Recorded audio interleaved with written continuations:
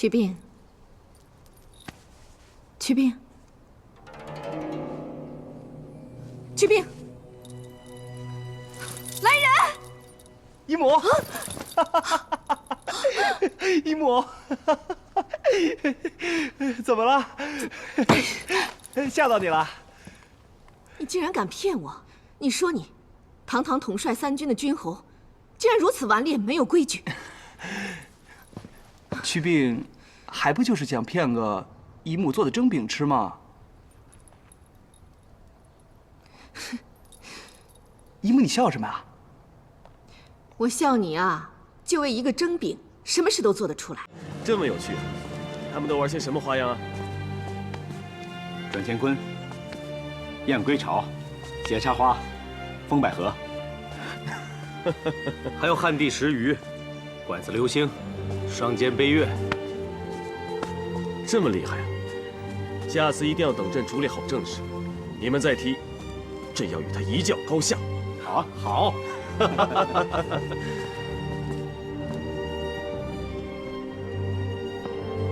祛病，祛病，祛病。哎呀，起来了。哎，由他睡吧。祛病，祛病，皇上来了，祛病，还不快起来向皇上行礼？参见皇后。免礼了。陛下圣安。免礼了。他方才装晕骗我，现在啊，该是骗你们了。霍去病，霍大司马，别闹了，一天装2次不腻嘛。快起来，好久没点都来了，正等着你呢。祛病，祛病，醒醒啊！祛病，祛病。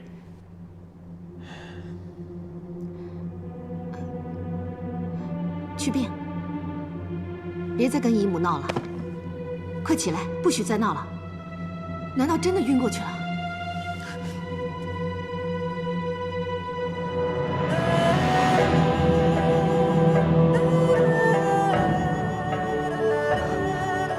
快传太医令！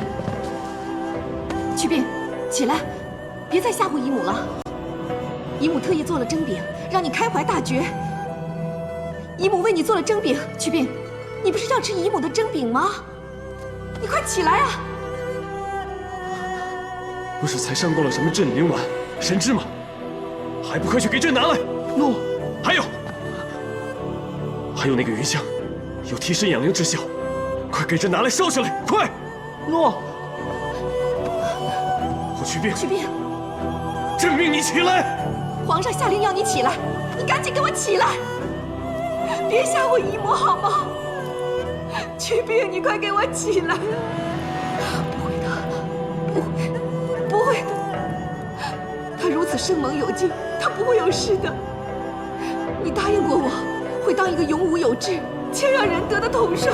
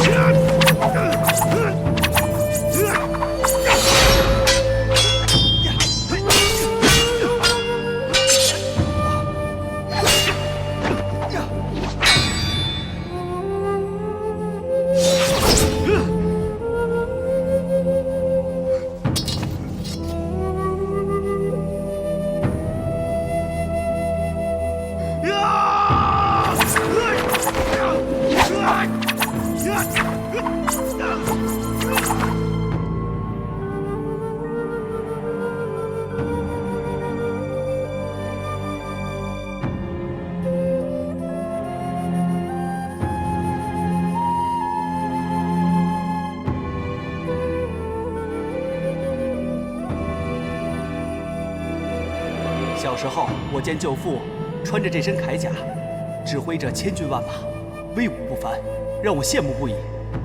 今日终可与舅父一同并肩作战，斩杀外敌，我一定要箭无虚发。箭无虚发。我记得我上次凯旋后，你送我这个玉笏就这么说的。舅父，你还记得？你舅父说了，这玉做的笏容易碎，不能上战场。那就平日带着，显显大将军的威武。出征的时候就穿铠甲，我们一起上阵杀敌。好，一起驰骋沙场，保家安邦。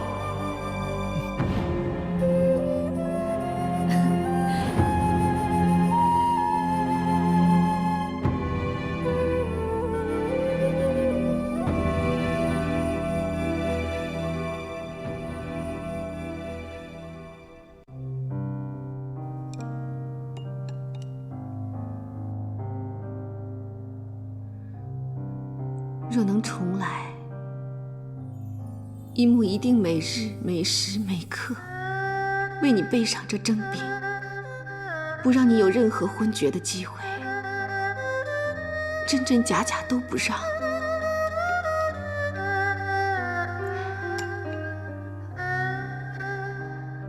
若能重来，姨母会在你每次出征前告诉你，你是我们大汉最纯真的英雄，心无旁骛，满心装载的只有平定天下，壮我山河。若能重来，姨母会在你每次凯旋而归时，少些教诲，多些称赞。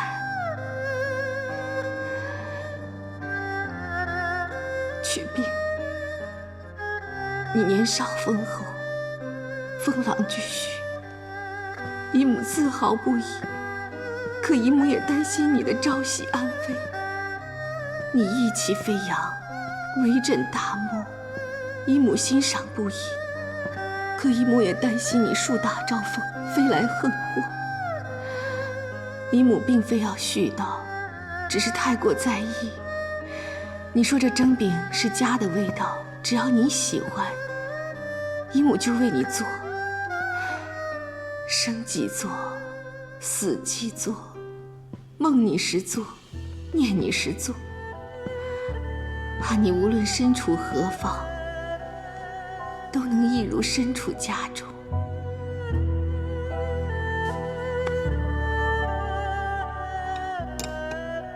朕陪你一起。陛下，他还这么年轻，他忠心为汉，披肝沥胆，天和泰人竟让他盛年短折。若能让你舒坦些，只当这是天妒英才吧。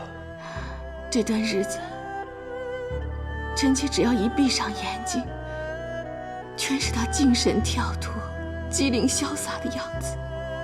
他只用了短短几年的时间，完成了别人一生都难以完成的使命，战功赫赫，必留名万世，此生无憾。臣妾却不得不抱憾，当着他，从来只有责备，没说过几句称许的好话。你责他，骂他，气他，怒他，他却心无芥蒂，足以证明他一直明白你的苦心。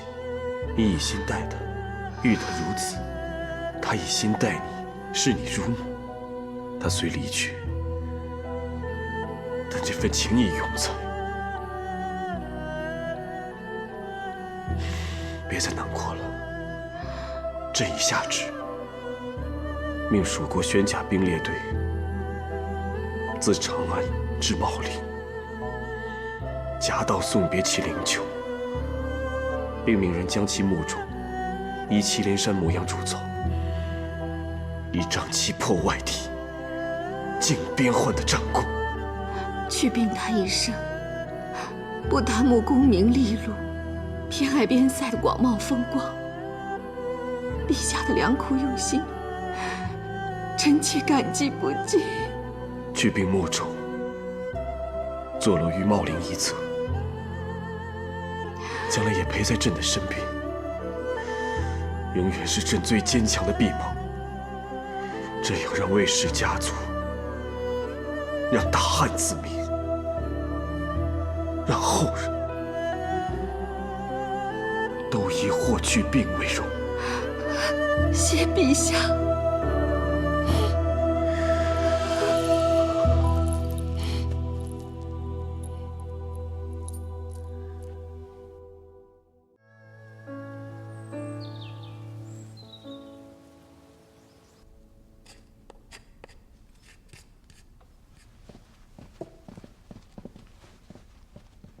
参见皇后。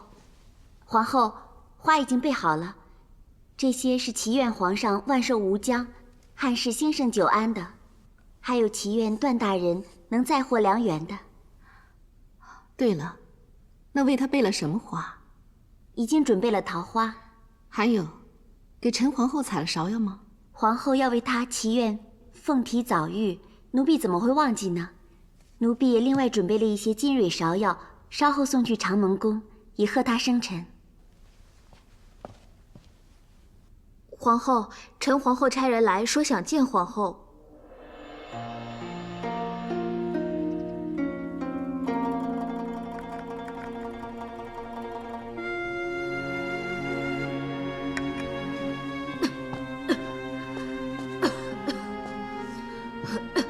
皇后驾到！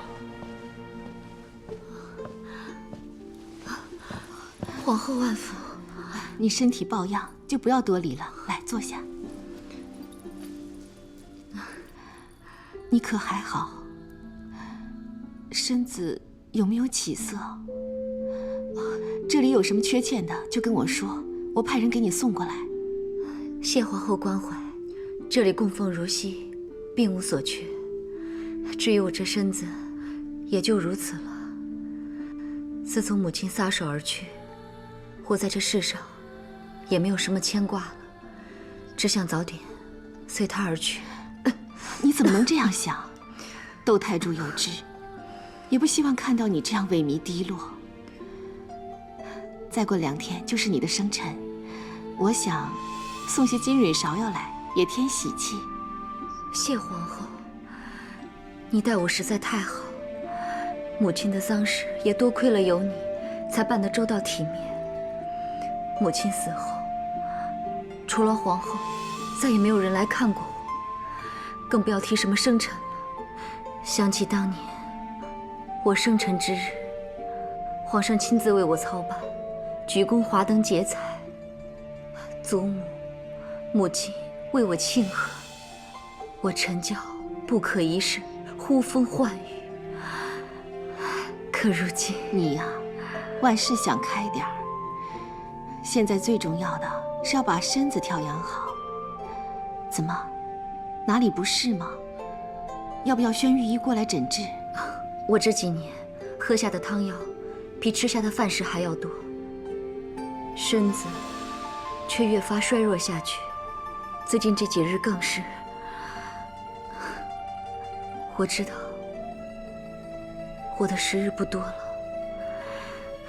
只是有一事，如果我不做，我死不瞑目。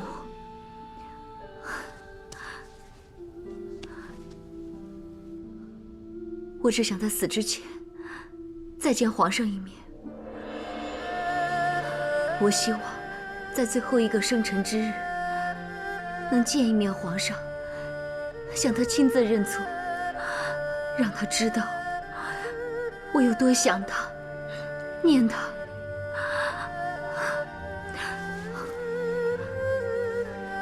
皇后，这是我最后的恳求，求皇后把这悔旧书交与皇上。我知道，只有皇后你，才能让皇上了我心愿。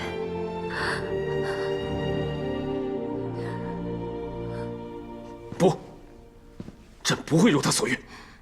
陛下，这里面写的都是陈娇对过往的忏悔和对陛下的思念。字字泣血，只为能见陛下一面。这里面就算写着1000个、10000个悔字，又如何？被他们母女害过的人，可以抹去那些悲痛经历吗？朕绝不会见一个千方百计谋算于朕的人，更不要见一个3番4次要加害于你的人。千错万错都已经过去了，而且臣妾早已淡忘。如今臣妾有相爱的夫君在身边，有可爱的孩子承欢膝下，何其幸运！可陈娇她却有悔恨不能诉，有思念不得见。陈娇的病最近越发严重，不知道以后还有没有机会见你了。一切都是他自作孽。可他毕竟是太皇太后最疼爱的孙儿，陛下，就算你不想如他所愿，那就当是如太皇太后的愿，如臣妾的愿。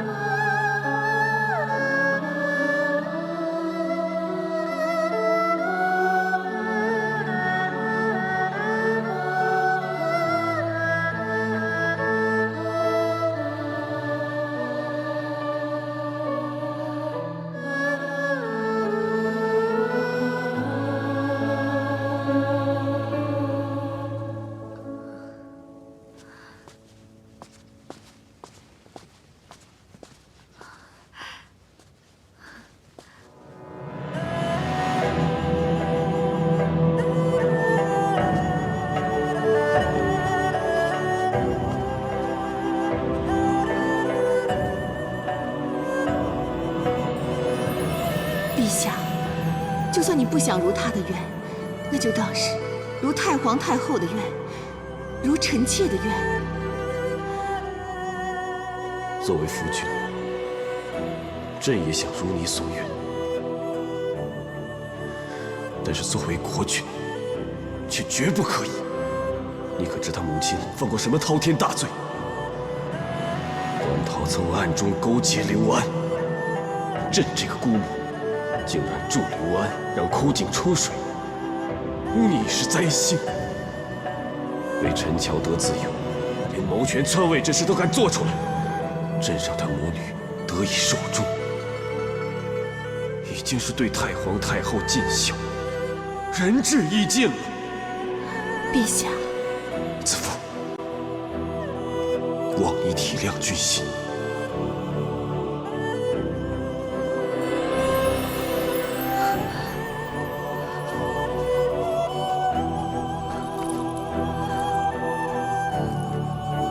先扶你进去吧。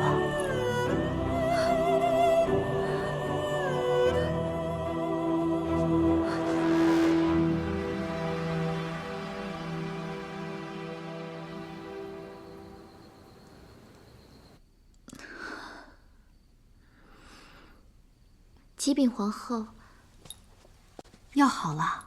我来。皇后，不要走开，多陪我一会儿吧。先放下吧。诺。你看外面，月色清亮，照得万物光滑如炼。你这里恬静非常，是今夜赏月的好地方。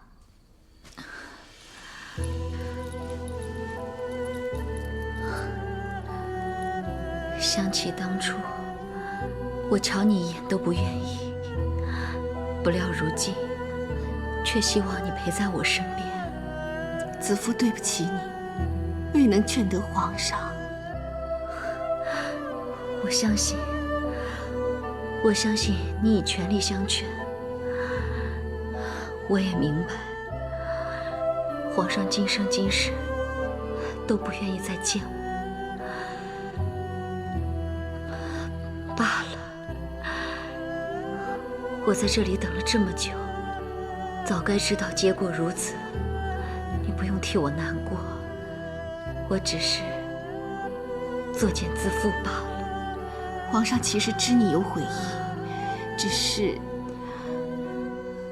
皇上有他的难处，希望你体谅。你真好，什么都好，就是心太软了。你就没有想过，是我不安好心，假意悔改，利用你重返宫闱。我信真诚以待，必有善意相报。可是权欲熏心，你的真诚很容易被人利用。你可知道，你的位置有多少人觊觎？不能不防啊！后宫人多，心思难免疏逸，即使以诚相待，可总会有为权、为利、为君、为情而筹谋算计的人。谢谢你的提点，子夫也会谨慎防患。可是我始终相信，有为己欲而害人者，也有舍私利而愿意帮助照应者。诚心待人，必得天佑人助。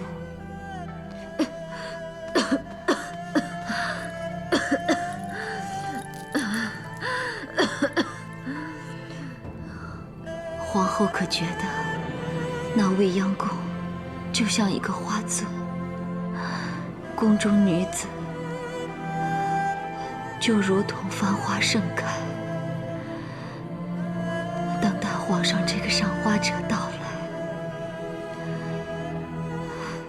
昨日芍药盛放，今日兰花吐香，可明日呢？花开花落，自是平常。我们也只好顺应自然，灿烂时不枉其美，酷率时不失其心。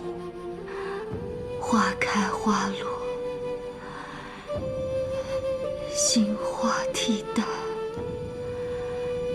在赏花人眼中再平常不过。可我看着，却是伤心至极。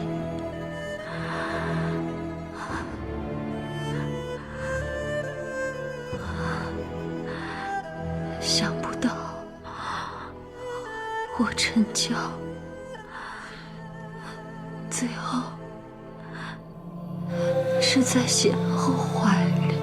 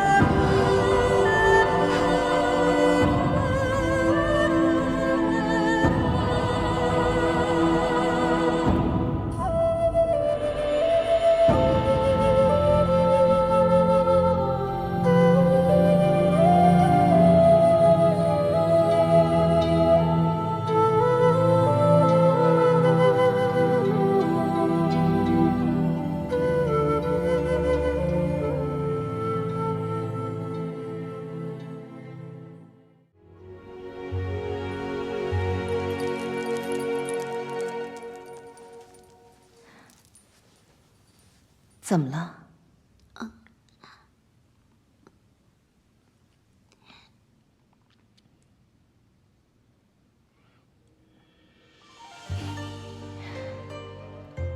原来你发现了本宫的第一根白发，这有什么需要藏起来的？青春流逝，华发渐生，本就无可避免，自当顺意而行便是。皇后风韵依旧，一点都没改变呢。普天之下哪有形貌不变之人？韶华易逝，容颜易老。青丝经岁月染白，并不可惧。指望此心此志能历久弥坚，就像皇上对皇后的真心一样。皇后，皇上已抵城门，会从御河入宫。不过听说还有一名女子陪同皇上归来。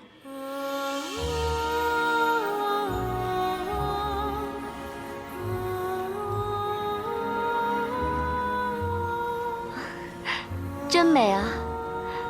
奴婢一个小小歌姬，竟有福分一睹皇宫景色，真是像做梦一般。不是一睹，是以后就要以此为家了。真是不敢相信。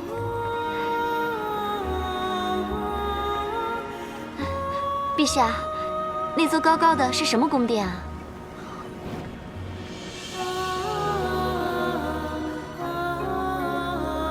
那边树木环抱的是上林苑，是朕打猎的地方。这边大殿是前殿，是朕上朝的地方。这是宣室，是朕朝议之处。果然气势恢宏。那间焦红色的是什么殿啊？这座宫殿外壁怎么是焦红色的？好美！这是什么地方？这是皇后的寝殿。真不愧是后宫之首的居所。这是交房殿，皇后的寝殿。原来是后宫之首的居所啊！想当年，皇后入宫之时，也如你这般兴奋紧张。不过她进宫，可经历了千难万阻。哦，这宫里还藏有什么难关啊？奴婢，你却幸福许多。如今的皇后贤良淑德，在她的料理下，后宫众妃和乐融融，你不必有丝毫担心。那奴婢一定要拜见这位贤后。不错，后宫的一切大小事务都由皇后定夺。你入宫后首要便是到交房殿拜见皇后，记得要施礼，用心听皇后之言。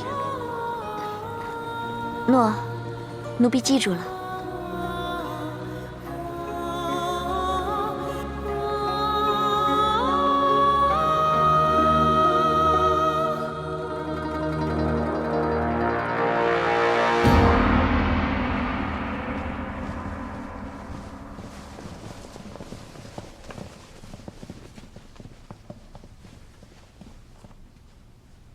参见陛下。参见陛下。免礼平身。谢陛下。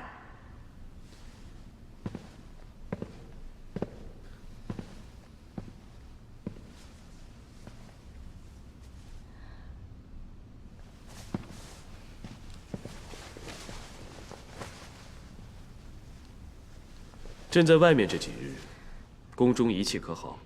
陛下出宫为民祈福，宫中上下也潜心为大汉万民祝祷。姐妹们都盼着陛下归来，分享民间所见所闻呢。朕这一路见闻颇多，收获也是不少。不过最令朕开怀的是姐姐终于振作了，她心情好转，朕心中的一块大石也总算是放下了。臣妾也盼着能与他一续呢。这是当然。他已回长安，往后你们就能多见面了。这次朕在他府上还带了一人回来。臣妾也有所闻，听说陛下圣恩眷顾一位歌姬，为何不见他同来呢？皇后愿意一见，朕才传召。既是陛下有意之人，臣妾自然要一睹芳容。好，传李姬进来。诺。宣李姬觐见。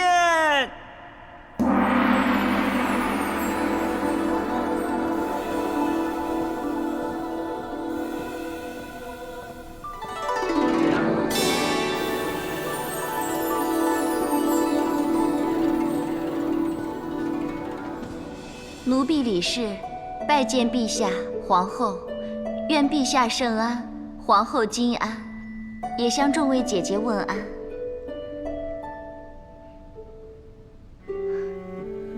起来吧。果然清丽大方，识得礼数。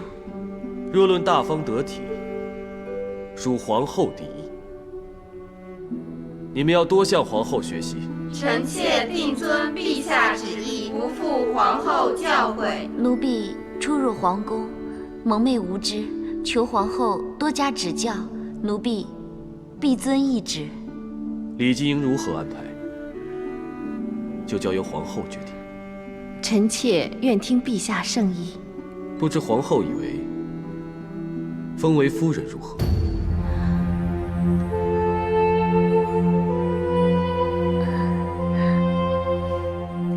李姬如此清丽可人，谦逊守礼，深得君心，的确配得上夫人之号。只是一入宫便封夫人，暂无先例。李姬，若让你先为佳人子，可会失望？是有点失望，但奴婢蒙圣恩而入宫，已觉无限尊荣，又岂敢奢求其他？先为佳人子，让奴婢侍奉皇后，与各位姐姐学习宫礼，也是应该的。若去照顾先帝太妃的日常起居，又如何？奴婢谨遵皇后吩咐，照顾太妃之余，若许我在宣太后的殿中结尘除秽，以尽孝道，那就更好了。为什么？汉室不是以孝先行吗？可照顾太妃、打扫太后宫殿，就见不到皇上了。那也只能如此。既入宫，就应以宫中规矩、帝后心意为依归。能否得恩宠，只凭圣恩眷顾，不能强求。既然如此，李姬听封。还不下跪听封？李姬真意恭俭，纯孝谦让，按皇上旨意，封为李夫人。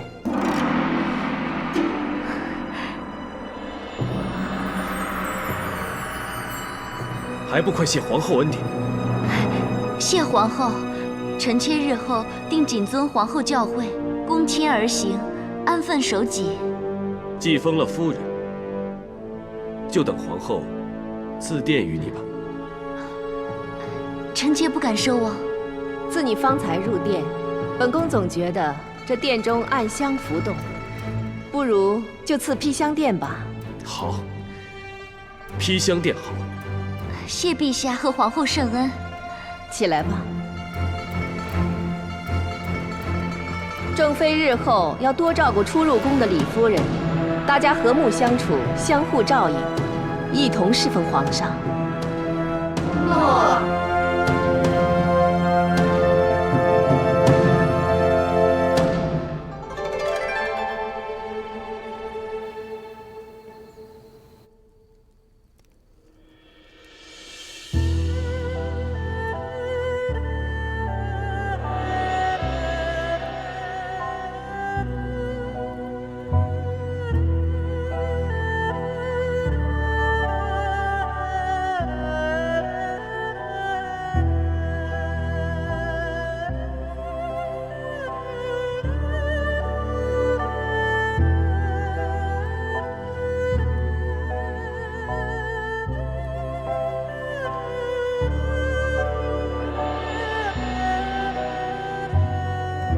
朕之前还颇为忧虑，不知带你入宫是福是祸。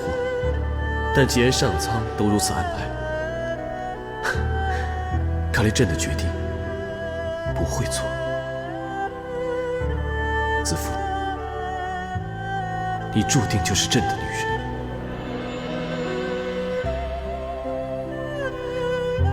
朕在外面，每个清静的夜晚，只要看这片浩瀚的星空，就会念起你。子父，你知道吗？朕第一次看见你的眼，就觉得里面藏着星海，闪耀生辉。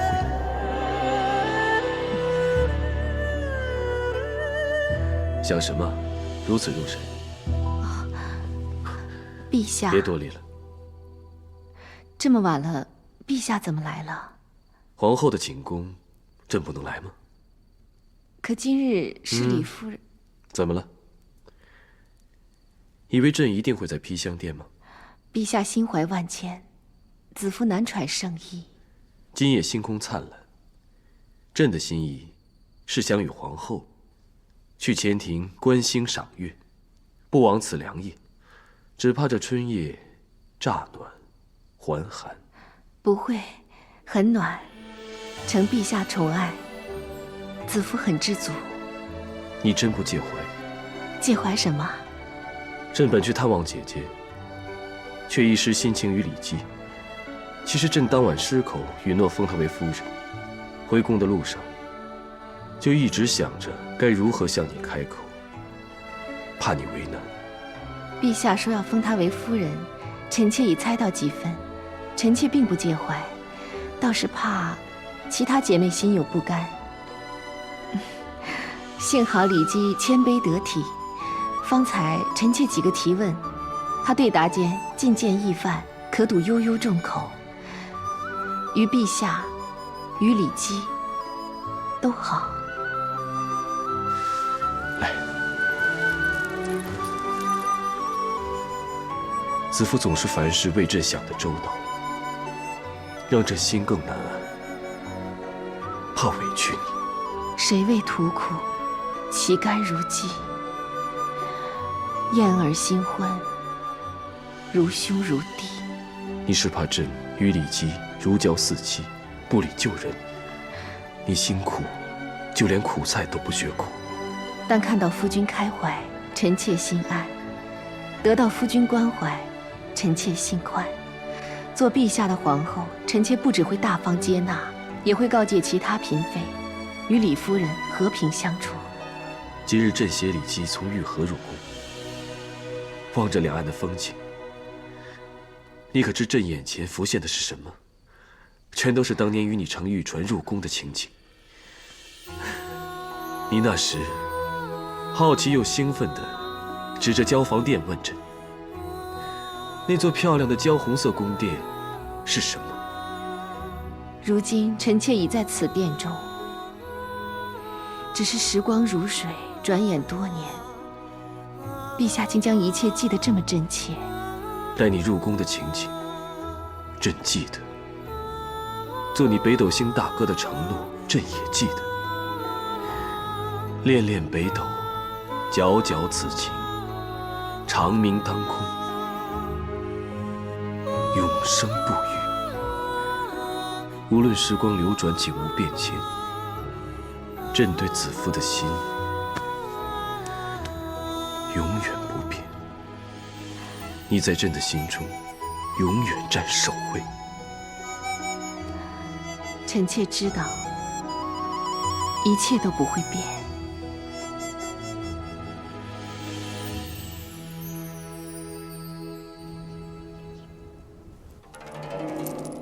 哼，那个皇后果然深得皇上之心，在殿上，皇上处处给她留面子。夫人一进宫就获册封，谁人能及啊？论姿色、年纪、舞技、音律、琴艺，夫人你可都是后宫第一人呐。那倒是，不过最重要的是，皇上已被我的肌肤之香深深迷住了。当夜，我只不过稍展媚功，他就答应封夫人赐宫殿，还赐给我各式上好的用品。这代表夫人已在宫中扎稳脚跟，独得帝宠。只要再生个皇子，管他是皇后还是太子，夫人都不用怕了。义父说过，对方盛世力强，我们一定要谦卑以对，不可太过嚣张。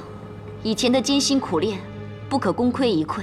我要得到我的荣华富贵，以后就更要听义父的话，勤加练武，以美貌、体香、舞姿笼住帝心。外内修身，内媚修神，玉手绕春，兰芷轻弹，清香暗出，幻化无形。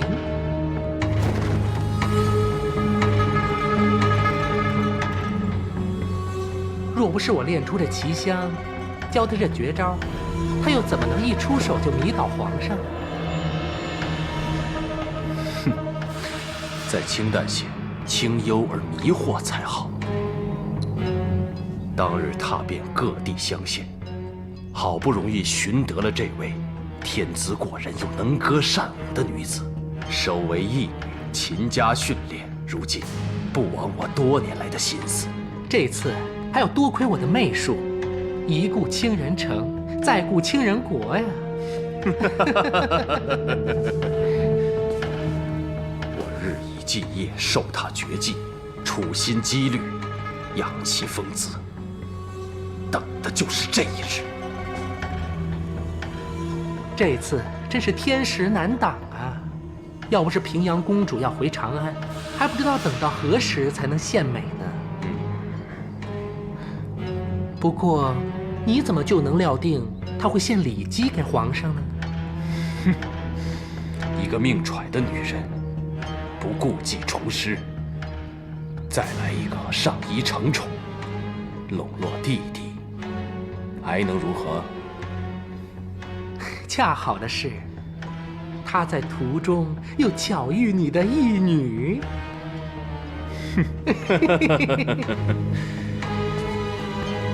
也算里姬争气，在平阳公主面前稍显身手，就被一眼挑中。平阳府既出了一个皇后，就是一块宝地，这样地利也在我手中。这个时候，我秘制的香粉和令她体内吐香的天香丸就派上用场了。那个皇上啊，被迷得神魂颠倒呢。加之最近大将军府移宫进进出出，看来那个卫青也是大限将至。有道天时不如地利，地利不如人和。只要卫青一死，卫氏一族清败，我就尽了天时地利人和了。时势利我，哼，我就不信我顺势而为，借势而上，还扳不倒那个妖女皇后，让狗皇帝痛不欲生。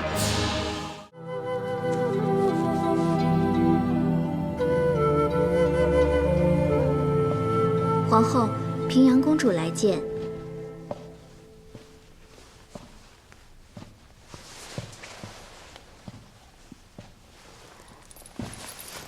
平阳参见皇后。来，姐姐，有何要事？为何要行如此大礼？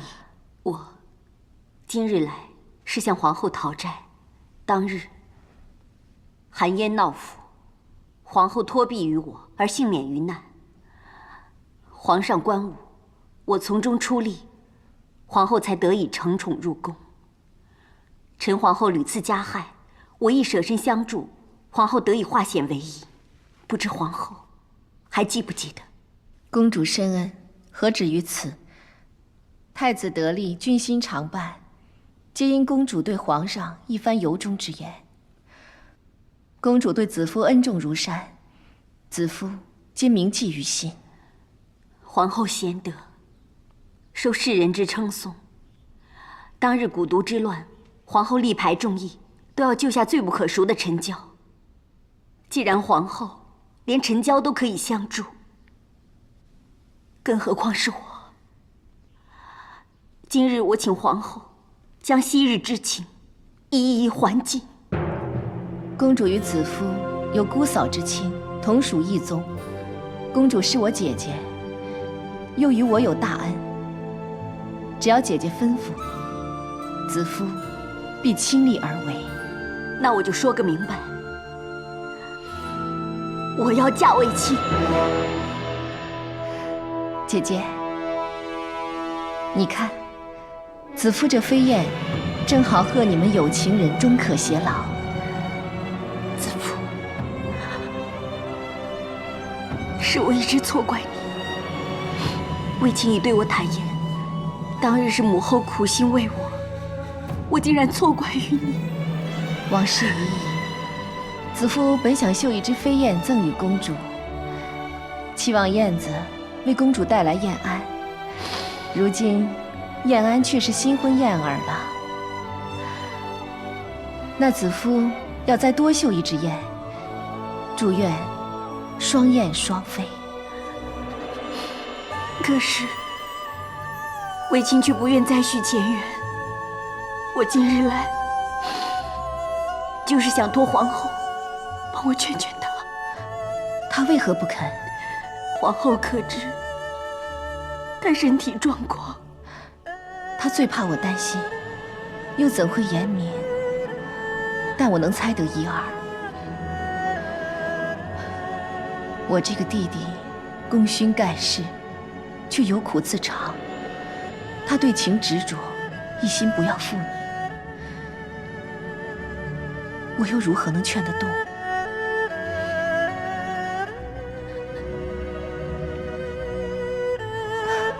不过，有一个人的话，他不得不听。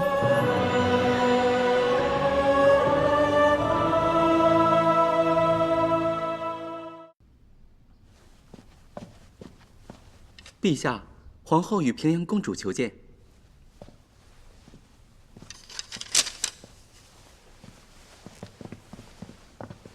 参见陛下。都免礼了。谢陛下。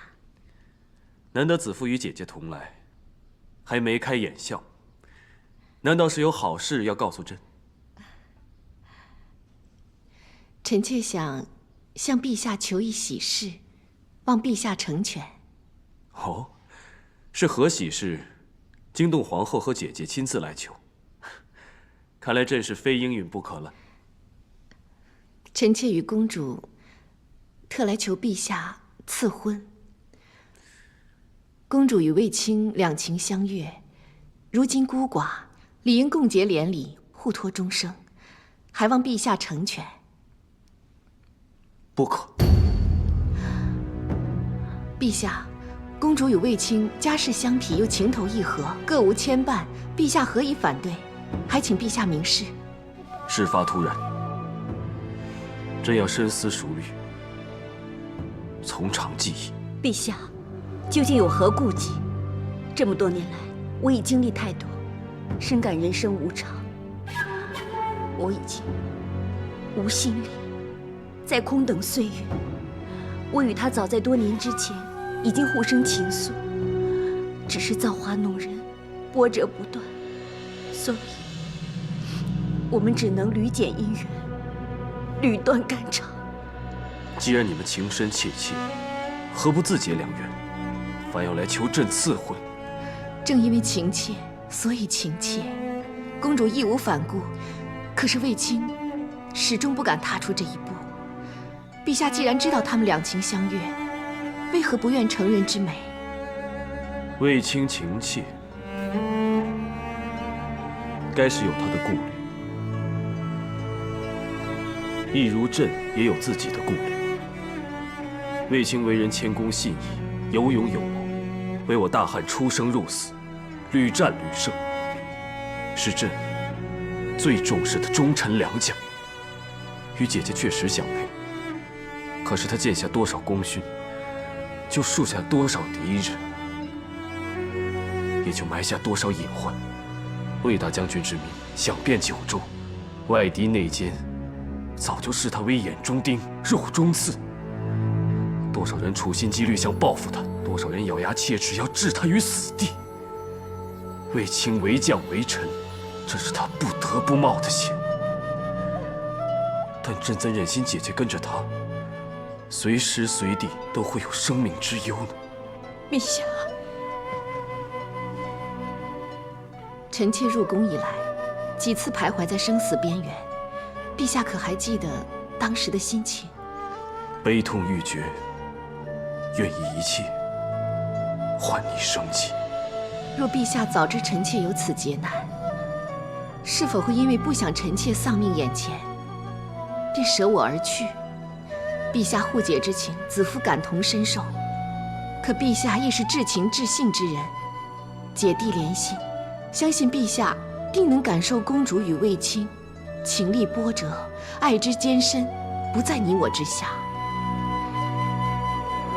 你我之情都不因生死而衰绝，深信他们俩亦然。若陛下不予成全，我与他终无死别，亦是胜利，同样痛苦。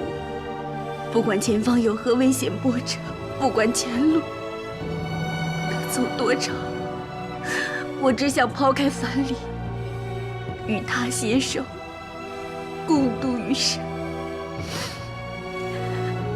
求陛下成全。臣妾请陛下以情念情，成全他们吧。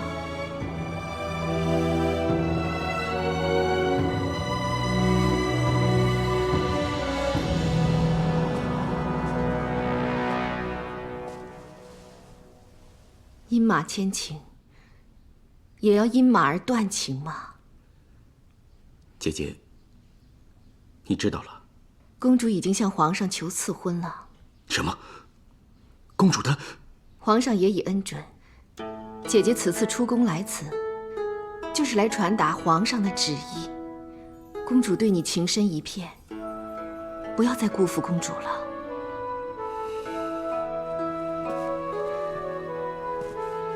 我就是怕负他才。你每次出征归来，不是诉说边塞趣事，就是描绘大漠奇景。至于刀光剑影间的生死相搏，却鲜有提及。征战连连，伤病累累。姐姐不问，是不想增添你心中的包袱，姐姐也只能暗暗祝祷，祈求战事早点结束。我知道，你的奋不顾身，既是保卫江山，亦是完成大哥建功立名的未尽心愿，更是以功勋权位保我后位。只是你可知道，我对弟弟也有期盼。姐姐盼你为汉、为民、为兄、为我之余，更能为自己而活。盼你博得安稳江山，也获得美满姻缘，常未尽之愿。可是我现在过得很好啊，并无他求。姐姐不相信弟弟心里没有公主，难道你不愿意娶她？弟弟凡事都以他人为先，此次若你以姐姐为先，请你为姐姐而去，别让姐姐抱憾终生。若你以嘉儿为先，你应该知道她盼你再续前缘；若你以公主为先，则更应该义无反顾，不要让她再受生离之苦。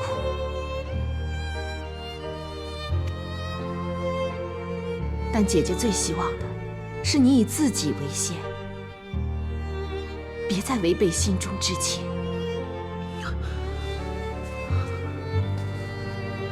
可我还有喜娘，我还有3个孩子，我也要顾及他们。只要弟弟有心续弦，什么顾虑都能消除。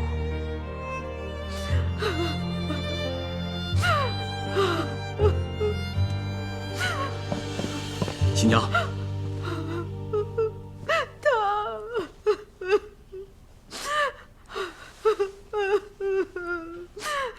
我已将皇上赐婚一事告知了喜娘。什么？喜娘应是喜极而泣。公主已经答应喜娘，待她如母亲一般，待嘉儿尽女儿之孝。公主答应对3子视如己出。我还答应她保留大将军府的一切，包括特为沈家而制的这一家格，我以后会亲自来烧书沉香。谢谢你。曾经是你许我种种承诺，如今我应该以承诺回报给你。以后无论是福是祸，我都要与你相携相伴，生死契阔，与子成说。新娘，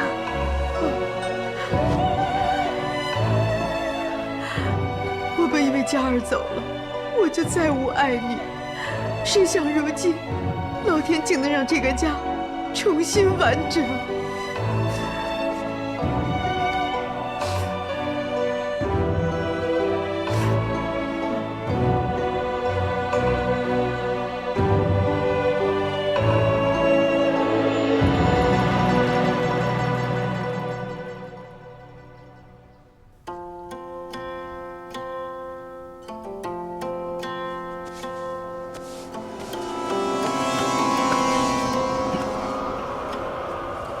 你的手法确实娴熟，经你的妙手按压后，朕觉得这肩痛舒缓不少。小人不才，谢陛下夸奖。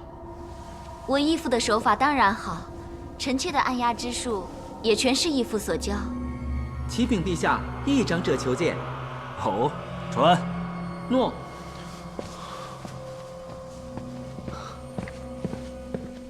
陛下万安，向李夫人问安。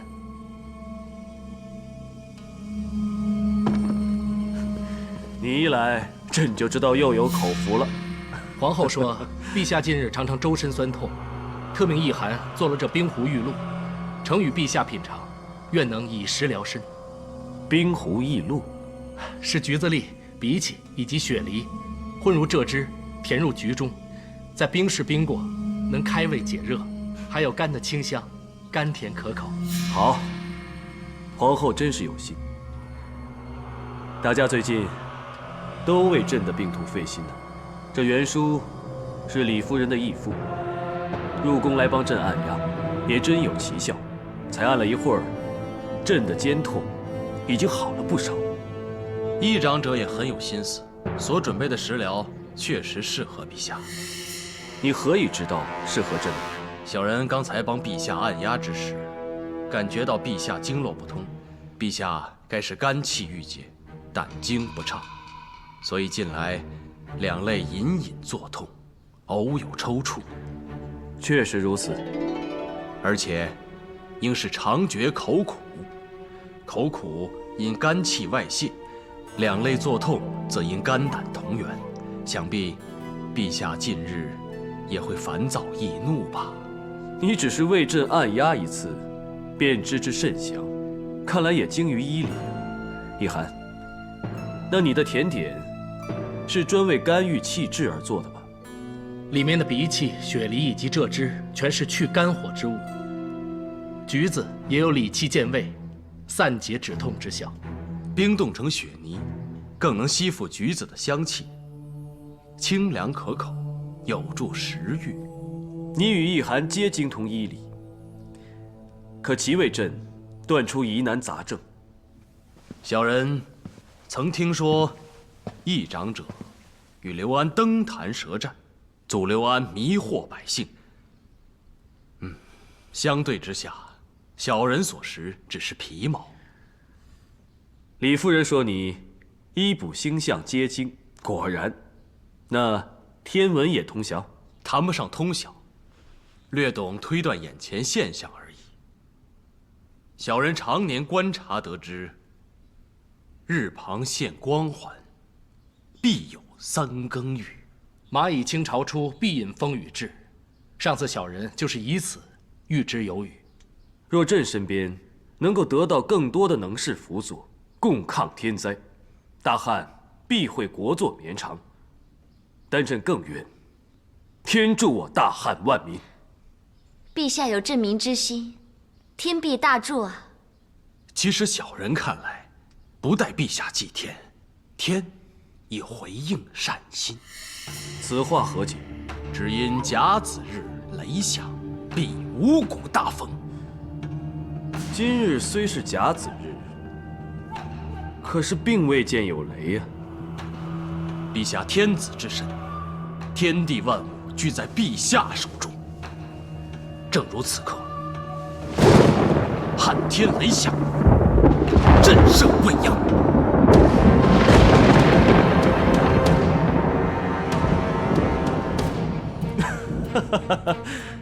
好，袁叔，你懂医理经天文，确是其事。朕赐你宗籍，准你自由出入皇宫。一来可与义女长见，二来可为朕按压，缓朕病痛。朕还要你与义涵一起，研讨天文，预测天象，齐助朕一臂之力。小人谢陛下，定会尽心为陛下效力。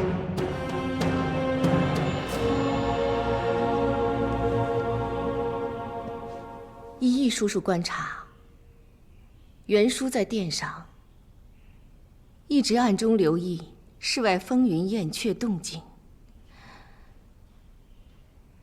应是心中早有计算，而且抓得先机，在撼天雷响之前发话，让皇上以为他是能够测天意的神人。或许选今日入宫也早有预算。若真如此，恐怕李夫人与他同样心机慎重，皇后一定要小心。有一次我与李夫人共奏，她的琴音纵横落逸，复跌繁错，大有弦音相逼之势，与她平时谦让之态截然不同。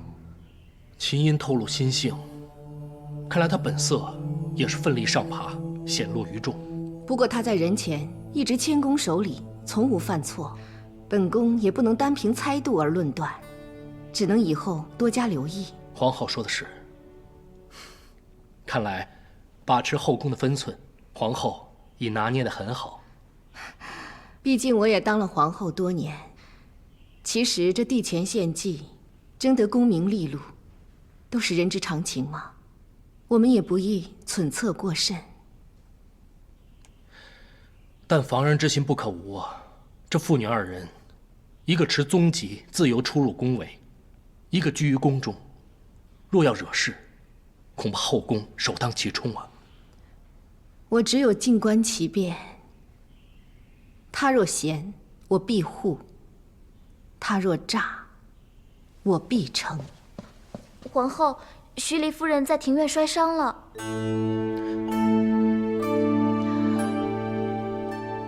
皇后驾到！免礼。参见皇后。情况如何？已无大碍，但额上的伤需调理10日，幸好没有摔在石头上，否则性命堪忧啊！好，快去开房煮药吧。诺。姐姐就先在我店里休养，以便我亲自照看。谢皇后。这到底是怎么回事？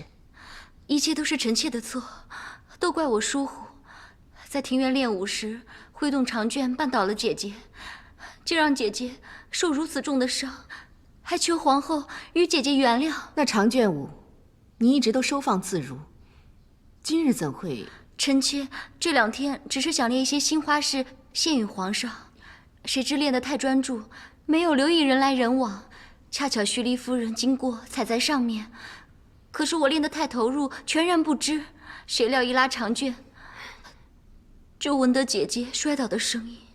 真不知你是无心之失，还是有意为之。妹妹真的是无心的，还求姐姐原谅，求皇后恕罪。你跳舞时目光流转，怎会不见我走来？我刚一踩上去，你就用力拉扯长卷，将我摔倒，哪有这等巧事啊？但事实确是如此。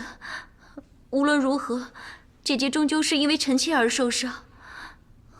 皇后若要罚，臣妾愿领受。的确该罚。徐黎夫人受伤，无论你是有意还是无心，都难辞其咎。看在你有愧疚之意，本宫也会酌情处理，就罚你去知事支部，从初1知到15。